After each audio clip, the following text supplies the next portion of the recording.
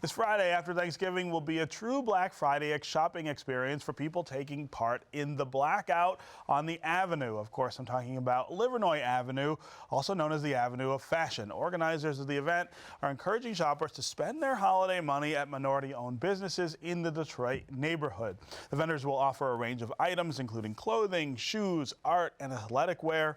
The admission price includes food, drinks, live entertainment, a cigar lounge, and a meet and greet with business owners. Here to tell us more about the event is one of the organizers, Danielle Sanders, along with Kelly McBride from Crave Detroit, which is catering the event. Welcome to American Black Journal. Thank you very much. It seems like every time I turn around, I hear something new about the Avenue of Fashion, about 6 Mile in Livernois with the Live 6 program. This really is an area of the city that is looking up anyway in terms of the efforts that are being put in to revitalizing it.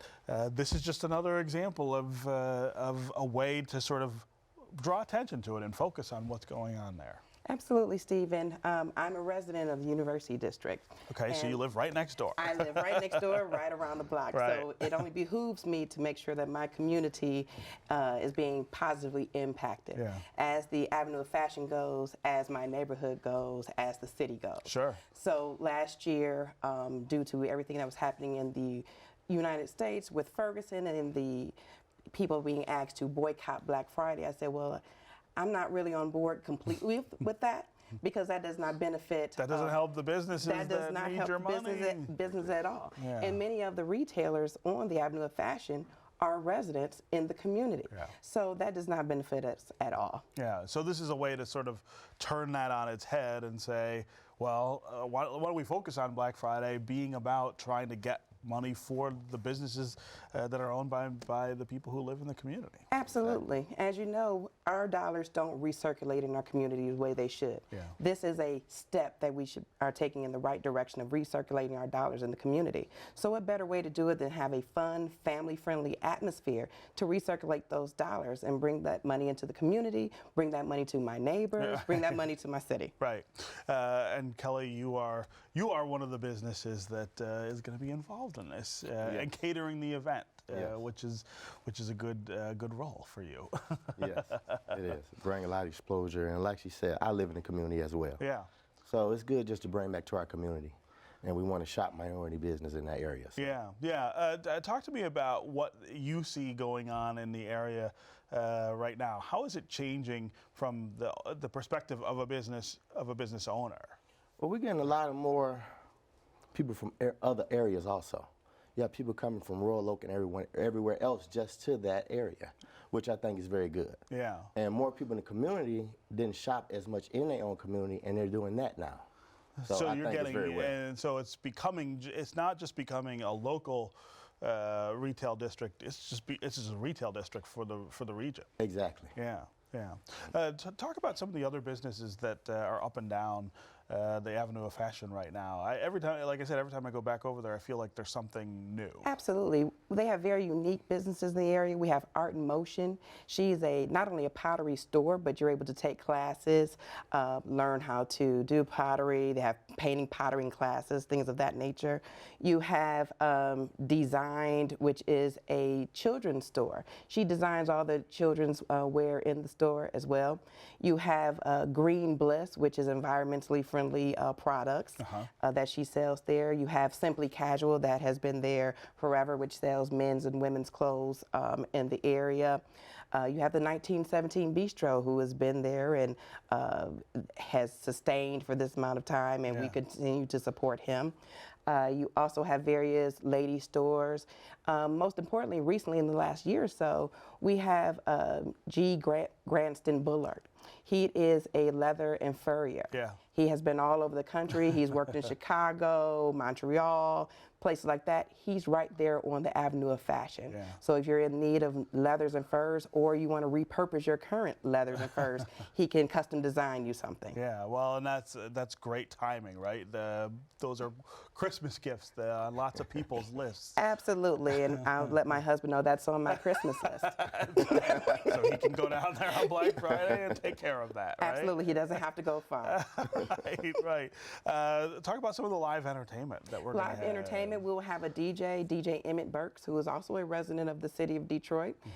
He will be in the pop-up shop. That will be our main reception area there on Livernois, which is right next door to 1917 and Simply Casual. We will also have jazz down at the Joe's Gallery Cafe and chess as well. So we will have things for the adults as well as for children. We will have a game truck that will be there. So it's really a festive environment, bringing music and fun. We want the same experience people have had in Birmingham and Royal Oak. There's no reason for that not to be on the Avenue of Fashion. You should not have to go out to the suburbs to find that kind of thing. Absolutely. We want to have those type of things right there on the Avenue. Retail is picking up. We have restaurants, we have shops.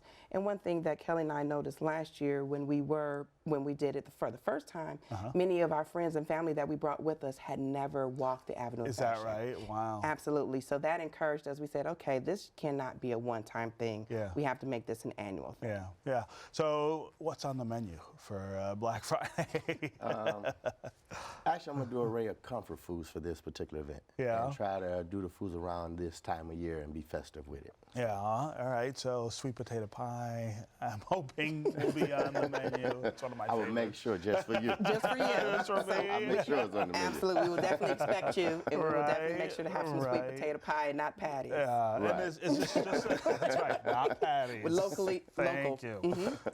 Is this going to go on past Friday, or are we really just focusing on that Black Friday crowd? We are really focusing on Friday to have people out and to show what our dollars can do on that particular day. That is a measurable. This is a measurable event. So we are focusing on Friday. However, the stores are open on Saturday as well. We do not want to discourage anyone from coming out Saturday if you're not able to make it Friday. But our event is on Friday from 2 p.m. to 7 p.m. on the Avenue of Fashion. If they are interested in tickets, they can go to Eventbrite to get online tickets, or they can call 313-962-0099. Oh, very good. I wonder, are you starting to hear from people from other places who are hearing about what's going on the Avenue of Fashion and saying, hey, you know what? I have a business somewhere else, but I want to be part of this particular district? Absolutely, enormously. We constantly are asked, well, do they have any more space? Is there space, right? Right, is there space?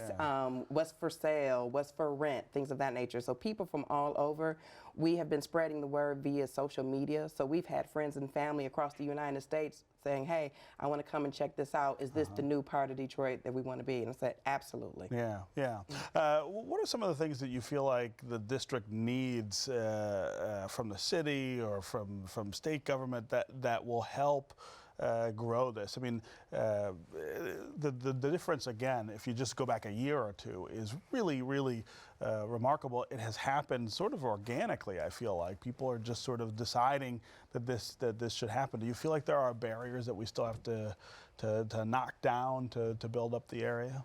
Well, I think we were a little late on getting some lights, so I am very appreciative now recently that they have finally installed the lights. I think the new lights. The new lights, absolutely. I think that was a great barrier from people coming in. We now have the new parking system that is in place, which I think is very beneficial. Do people like that? I do. I'm an app person, so that works for me. That works for you. So it seems to be working so far. I haven't received a ticket. You're not getting tickets, that matters, right? Absolutely. We are appreciative of the irrigation system that has now gone into the island.